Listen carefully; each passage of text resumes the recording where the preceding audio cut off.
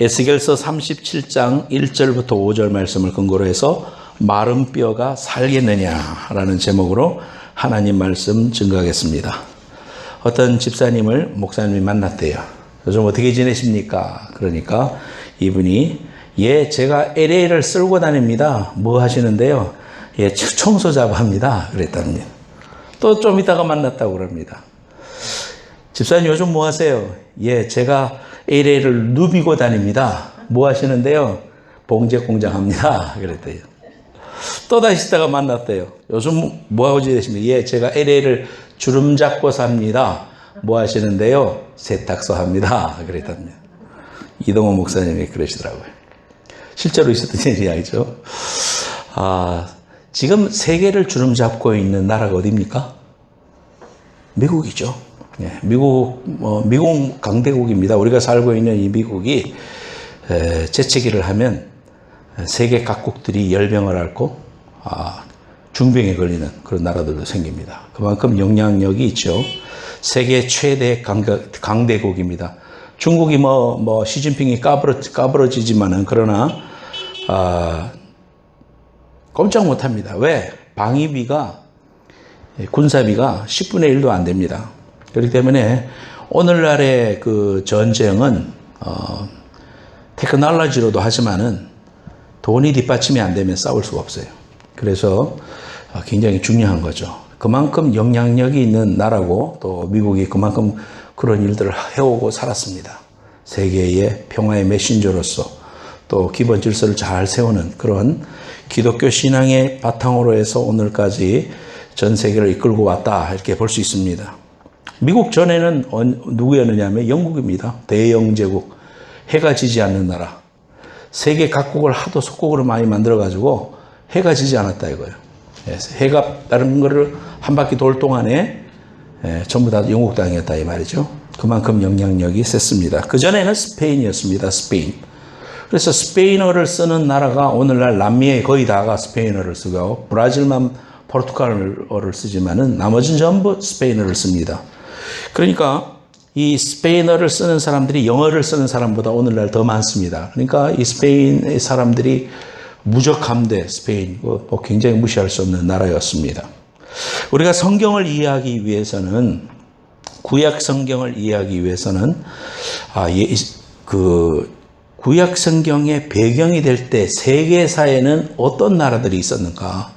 그걸 우리가 이해하고 이 나라들을 충분히 이해를 하면 훨씬 더 성경을 볼 때 이해가 잘 됩니다. 자, 넥스트 슬라이드 볼까요? 성경시대 강대국, 구약에는 4개국이 있습니다.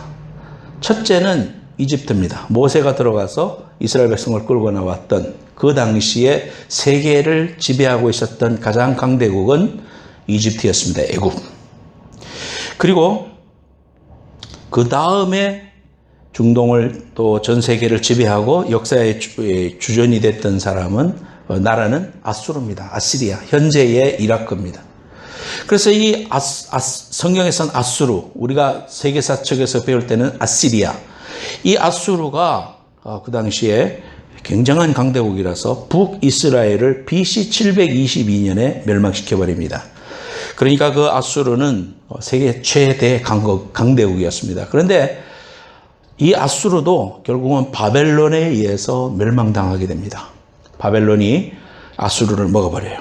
그래서 결국 오늘날의 이라크 지역, 그것이 또 바벨론이라고 할 수 있습니다. 오늘 본문에 나오는 이 바벨론의 그 포로가 돼서 이 에스겔이 본 환상, 그 시대가 바벨론 시대입니다. 바벨론도 영원하지 못했습니다. 바벨론은 페르시아에게 망했습니다. 바사. 페르시아를 한국말로 표현하니까 바사가 됐습니다. 그래서 바사, 현재의 이란을 의미합니다. 그래서 페르시아도 영원하지 못했습니다. 그래서 헬라 시대, 즉 그리스가 전 세계를 지배하게 되고 그 헬라 시대는 신구약과 중간 지역이 됩니다. 중간 시대, 신구약 중간 시대, 갭입니다. 구약 시대와 신약 시대의 중간에 한 400년. 그 시대를 갖다가 신구약 중간사 그렇게 이야기하는데 신약 시대로 넘어오면 배경이 로마입니다. 그래서 로마가 그 전에 있던 모든 세계 질서를 통합하고 로마가 세계 최대 강대국이 되는 이러한 모습을 봅니다. 그래서 여러분들이 성경을 공부하면서 성경을 읽으면서 이러한 흐름, 애국과 아수르와 바벨론과 바사 이 네 개의 나라를 내려오면서 있었던 일들이 성경의 모든 일들이 역사 속에서도 그대로 이루어졌다는 사실을 우리가 보면서 성경을 읽으면 됩니다. 7, 80년대를 풍미했던 4인조 흑인 보컬 그룹이 있습니다. 보니 M. 보니 M이 부른 바벨론 강가에서 By the Rivers of Babylon 이라는 그룹이 있습니다. 1975년, 8년 이때 유행을 했기 때문에 저희들은 잘하면서 너무너무 잘합니다. 보니 M. 그래서 저분들이 부르는 금속성 목소리로 부르는 노래의 멜로디와 규칙적인 타악기, 따다다다닥 때리는 그런 타악기, 리듬, 따라가다 보면 우리도 모르게 그 음악을 지금도 들어보면 춤이 저절로 쳐집니다. 같이 흥얼거리게 되고 귀에 딱 달라붙는 그런 노래입니다. 그래서 그 가사는 시편 137편 1절에서 4절 말씀을 그대로 따서 지은 가사가 By the Rivers of Babylon입니다.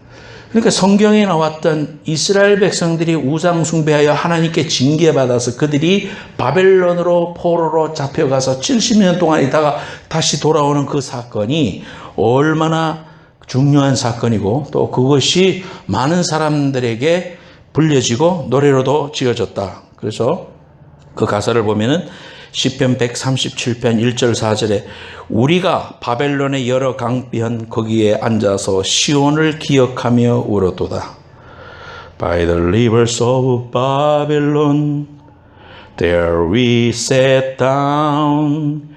Yeah, we wept when we remembered Zion. 우리가 바벨론 강변에 앉아 있을 때 포로되어 자신들의 고향을 떠나와서 바벨론의 유프라테스 강 근처에 앉아서 우리가 떠나온 그 삶을 돌아보면서 눈물을 흘렸습니다. 왜냐하면 바벨론의 사람들이 어이 포로들 노래 좀 불러봐. 너희들 노래 많이 부르잖아. 시편송 너희들 뭐 많이 부르대.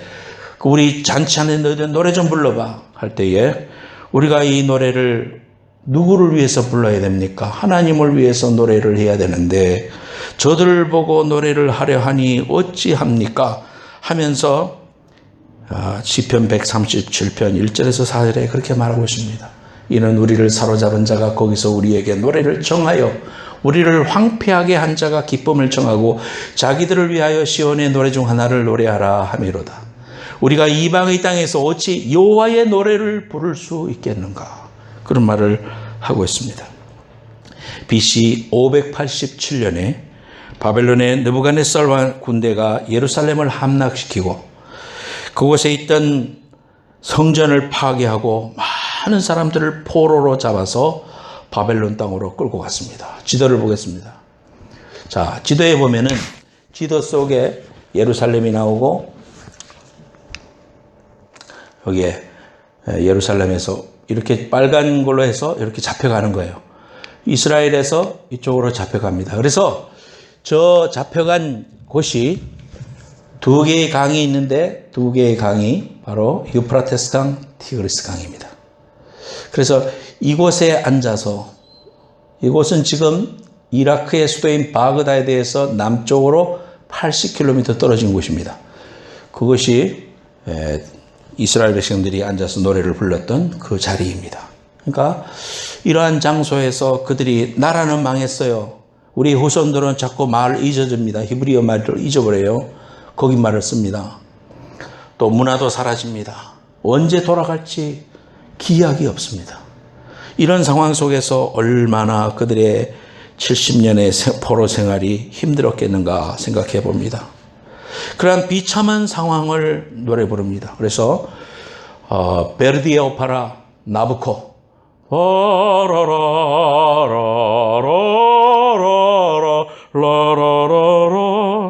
포로들의 합창이라는 그 콰이어가 나오는데요. 이것도 나부코라는 오페라입니다만은 이 나부코라는 말이 느부갓네살이다 이 말이에요. 느부갓네살의 이름이 나부코입니다. 그래서 그 당시의 노래로 이렇게 오페라도 만들었습니다.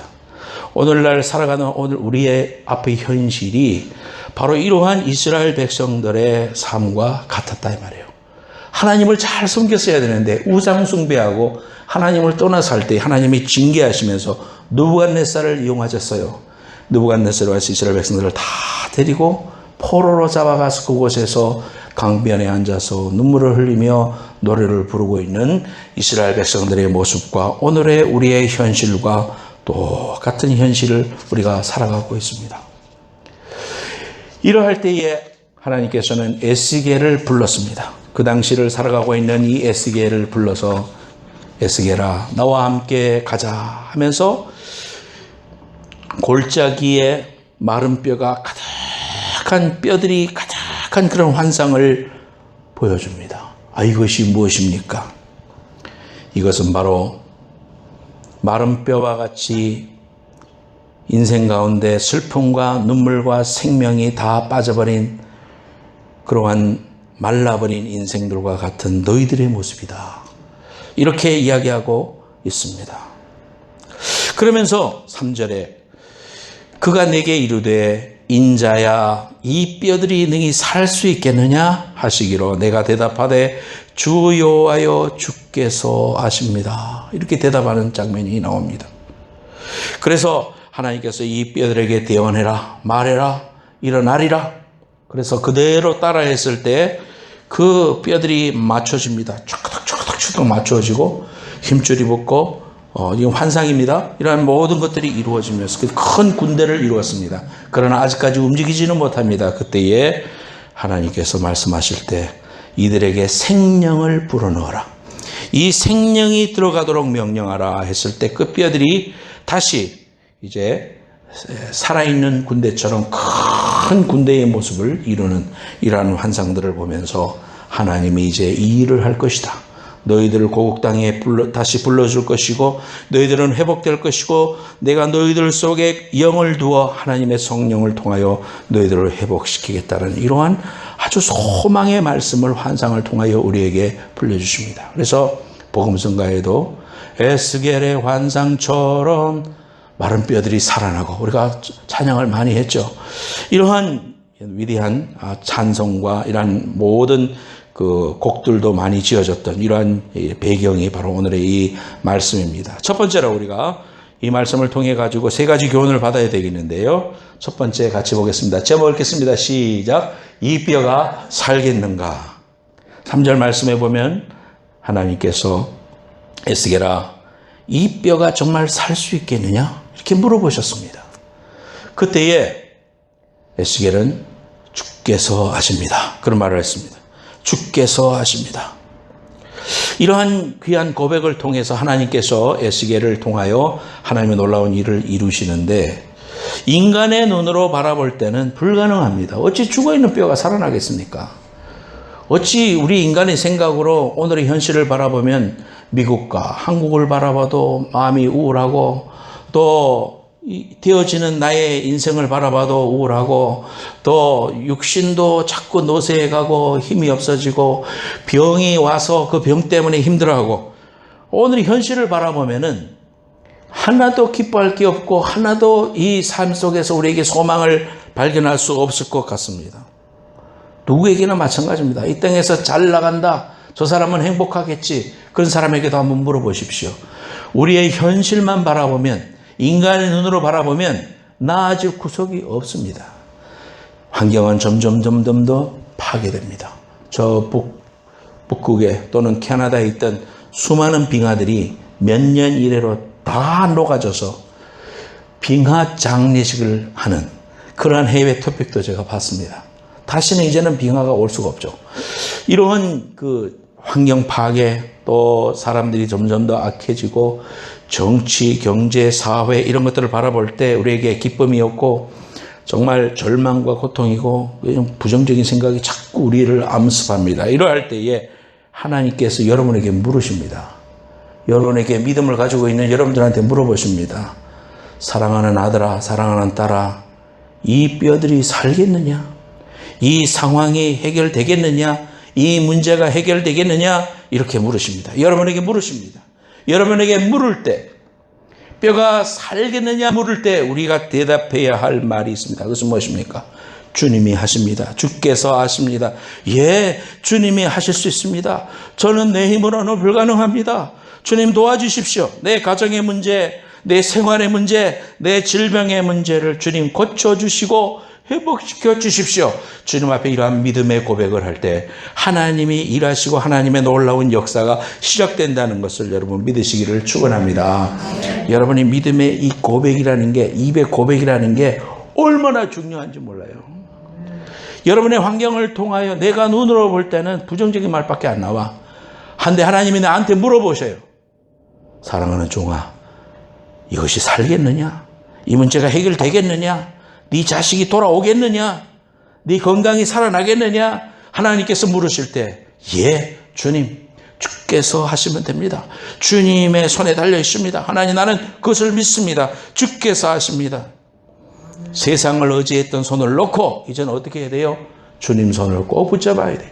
주님이 이 일을 통해서 내 힘만 의지하면 무너질 수밖에 없고, 예수 믿기 전에는 뭐가 잘 되면 내 탓인 줄 알았습니다. 또 잠깐 어려움이 와도 문제가 생기면은 절망하고 자신을 책하고 그렇게 살았습니다. 그러나 그러한 모든 것들은 믿음의 삶이 아닙니다. 이제는 우리가 예수를 알고 생명을 알고 영생을 알기 때문에 우리가 잠깐 어려움이 와도 주님을 의지하고, 예, 하나님이 이를 통해서 하나님이 하시는 귀한 일들을 내가 바라봅니다. 내 눈을 주님께 픽스합니다. 세상 바라보지 않겠습니다. 주님만 의지하겠습니다. 주님 일하시옵소서. 믿음의 고백으로 위대한 뼈가 살아나는 역사가 생기기를 예수님의 이름으로 축원합니다. 그러므로 우리는 이런 시각으로 바라보면 실패는 실패냐? 아니다 이거죠. 우리에게 어려움이 왔다. 그 어려움이냐? 아니다 이거죠. 하나님이 이 일을 통하여 내 믿음의 고백을 원하십니다. 여러분, 여러분의 입술을 통해서 내가 하나님께 다 맡겨버리면 하나님은 나를 가장 좋은 길로 인도해 주신다는 이 믿음으로 주님 앞에 살겠느냐 할 때에, 예, 삽니다. 하나님 일하십니다. 하나님의 손에 있습니다. 믿음의 고백을 하는 여러분 되시기를 예수님으로 축복합니다. 그래서 우리가 찬송을 부를 때, 주님요 이 손을 꼭 잡고 가소서. 저는 이 찬양을 부를 때 얼마나 은혜가 되는지 몰라요. 지난주 찬양에다가 제가 CD에다 넣었어요. 얼마나 우리 마음속에 은혜가 되는지. 주님이 내 손을 꼭 잡고 가시고 주님이 이 일을 통하여 하나님이 행하실 것입니다. 주님께 로드십을 맡겨드리는 이 귀한 고백이 얼마나 하나님 앞에 소중합니까? 두 번째로 같이 읽겠습니다. 시작. 죽은 뼈에게 명령하라. 여러분의 환경을 향해서 하나님이 말씀하시라, 말하라, 그렇게 말합니다. 4절 말씀에 또 내게 이르시되 너는 이 모든 뼈에게 대언하여 이르기를 나 대신에 말해라 이 말이요. 너희 마른 뼈들아 여호와의 말씀을 들을지어다. 들어라. 환경을 향해서 들어라 그렇게 이야기합니다. 5절에 주 여호와께서 이 뼈들에게 이같이 말씀하시를 내가 생기를 너희에게 들어가게 하리니 너희가 살아나리라. 너희 위에 힘줄을 두고 살을 입히고 가죽으로 덮고 너희 속에 생기를 넣으리니 너희가 살아나리라. 또 내가 여호와인 줄 너희가 알리라 하셨다 하라. 그러자 7절에 내가 명령을 따라 하나님의 말씀하심을 따라 대언하니 하나님이 말씀하신 대로 그대로 말하니 대언할 때에 소리가 나고 움직이며 이 뼈 저 뼈가 들어맞아 뼈들이 서로 연결되더라. 8절 내가 또 보니 그 뼈에 힘줄이 생기고 살이 오르며 그 위에 가죽이 덮이나 그 속에는 생기는 없더라. 그 뼈들이 우두둑두둑한 맞춰지면서 생기가 돌고 거기에 또 뼈가 이제 붙어서 힘줄이 돌고 살이 붙는 이러한 환상을 보여주는 겁니다. 죽은 뼈들에게 명령하라 이 말이에요. 여러분의 환경을 향해서 명령하라. 그래서 6절 7절 말씀이 우리에게 그렇게 말하고 있습니다. 내 앞의 현실 앞에 하나님의 말씀을 선포하라. 절망하거나 의기소침하지 말고 나의 환경들에 대해서 하나님의 말씀을 선포하는 것입니다. 믿음을 가지고 은혜를 받고 주일날 성령 충만해서 집에 돌아갔는데 안 좋은 소식이 들리고 또 자녀가 나를 힘들게 하고 환경이 어렵게 하고 부부가 또 막 여러 가지 마음에 상하게 하는 일이 있을 때 어떻게 알아? 그 환경들이 우리에게 올 때 그 환경들을 향하여 믿음의 말로 선포하는 것입니다. 하나님의 말씀을 선포하는 것입니다. 그래서 그런 환경 가운데서도 하나님 앞에 믿음으로 고백합니다. 다 같이 한번 고백해 봅시다. 샘플로. 그 다음 넥스트 슬라이드. 자, 그 다음 슬라이드 봅시다. 자, 시편 41편 11편 같은 말씀 여러분 적어가지고 여러분이 냉장고에 붙이고 아니면 자기 차후에다 붙이고 또 주머니에 가지고 다니고 아니면은 지갑 속에 넣고 명함 크기에다가 오래 붙여가지고 그 말, 내 상황이 힘들고 마음이 어려워지고 믿음이 없어지고 자꾸 불안해지고 낭망이 올 때 어떻게 하라 이 말이에요. 그 환경을 향해서 네가 아무리 나를 힘들게 하고 내가 넘어질 그런 위치에 놓는다 할지라도 나는 하나님의 말씀을 환경을 향하여 선포해 버리는 거예요. 어떻게 해요? 시편 42편 11편 같이 하겠습니다. 시작. 내 영혼아 네가 어찌하여 낭망하여 어찌하여 내 속에서 불안하여 하는고 너는 하나님을 바라라. 나는 내 얼굴을 도우시는 내 하나님을 오히려 찬송하리로다. 그런 환경이 오고 그런 소리가 들려도 낙심하지 말고 하나님의 말씀을 선포해버려. 그 환경 위에다가 선포해버려. 예수의 보혈의 피를 뿌려버려. 예수 그리스도의 귀하신 능력의 말씀을 선포해버려. 그때 선언하는 그 선언은 하나님의 말씀의 대언이에요.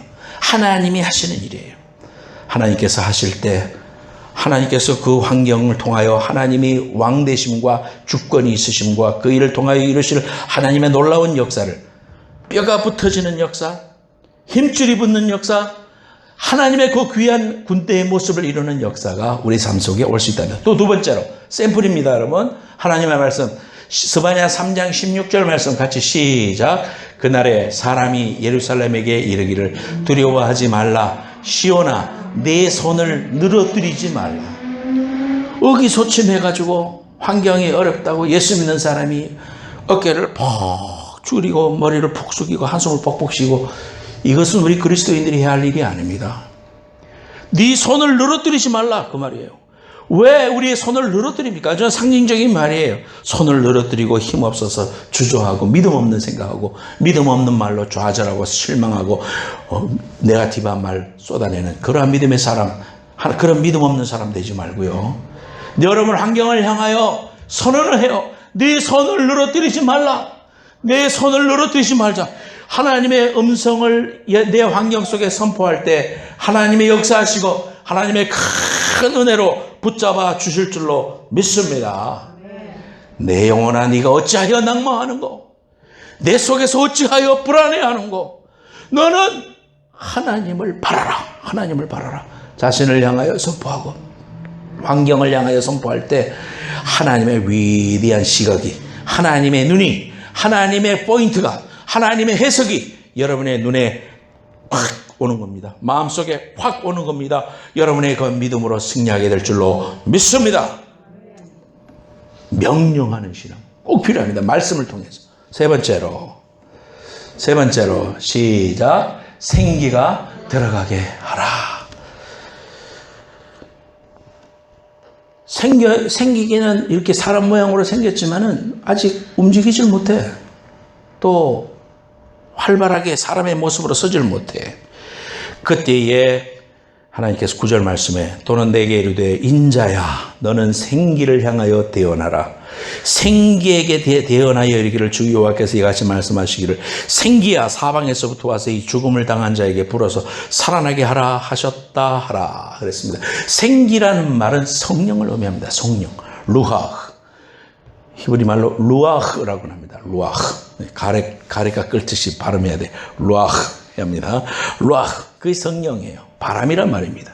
어디에선가 바람이 불어와서 그 속에 생기를 불어넣어요. 그 아담을 만들었을 때 코에다가 생기를 불어넣었습니다. 그 생기가 이 생기입니다. 똑같은 말씀이에요.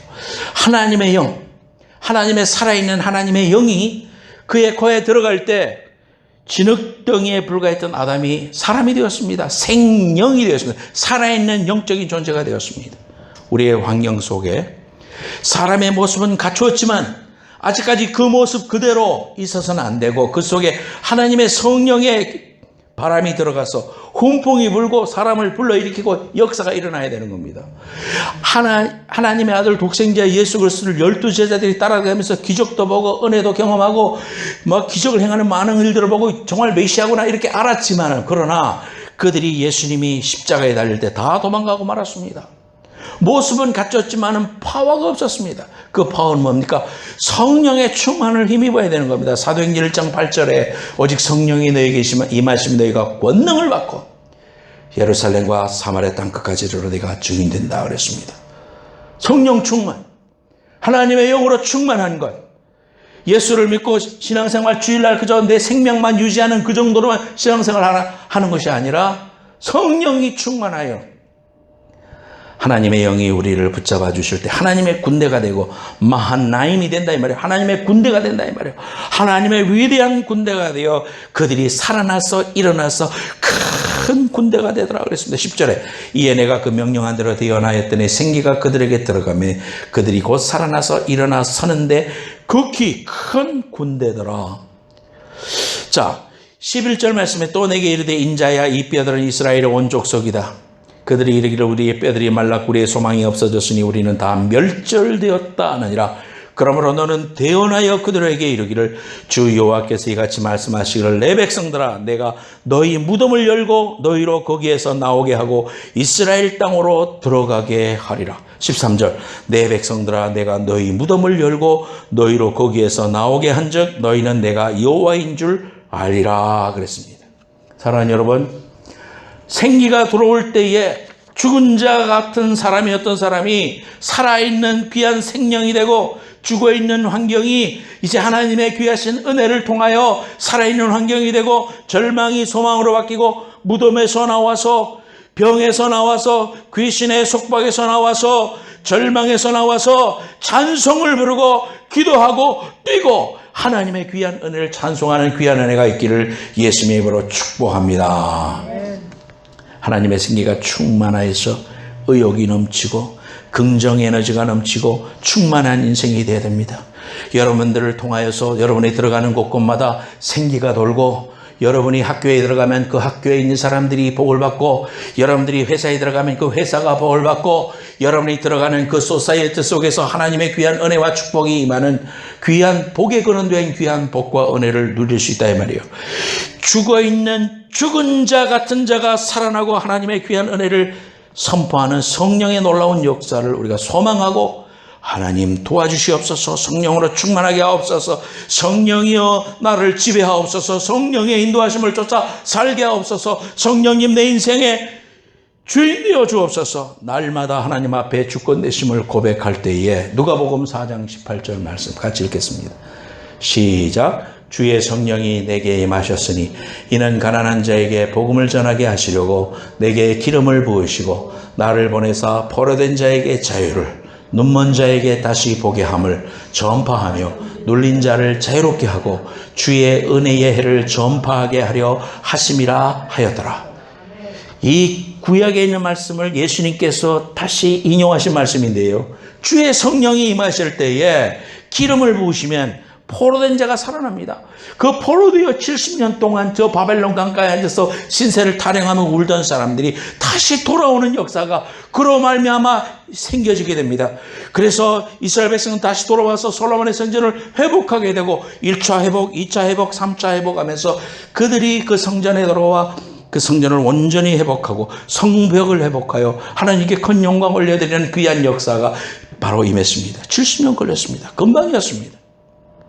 이러한 사실들을 바라보면 우리 한국 민족도 1950년에 전쟁이 나가지고요. 지금 60년이 지났습니다. 이제 머지않아 이러한 희년의 때를 바라볼 때에 하나님께서 우리 민족에게도 하나님의 방법으로 통일을 이루시고 저 북한 땅에도 이 말씀처럼 포로된 자를 자유케 하고 눈먼 자를 다시 보게 하고 전파하여 눌린 자를 자유롭게 하고 주의 은혜의 해를 전파하게 하는 하나님의 성령의 역사가 우리 민족 속에도 임하게 될 줄로 믿습니다.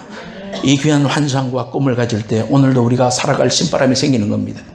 나를 통하여 하나님께서 그 일을 준비케 하시고 기도로 준비케 하시고 물질로 준비케 하시고 하나님의 귀한 역사를 이루는 시민권을 가진 나로서 하나님의 귀한 사명과 은혜를 통하여 하나님께서 이루실 그 통일 한국을 바라보면서 소망을 가지고 또 세계를 바라보면서 세계 선교의 귀한 일 속에 하나님께서 우리를 마지막 때에 쓰실 것이다. 주님 만났을 때에 부끄러울 것이 없는 자로 저와 여러분들이 주님의 음성을 쫓아 생기가 하나님의 생기가 내 인생을 통하여 나를 통하여 내 가정 속에 불어넘치는 축복의 근원되는 생명의 역사가 여러분의 인생 가운데 있기를 예수님의 이름으로 축원합니다.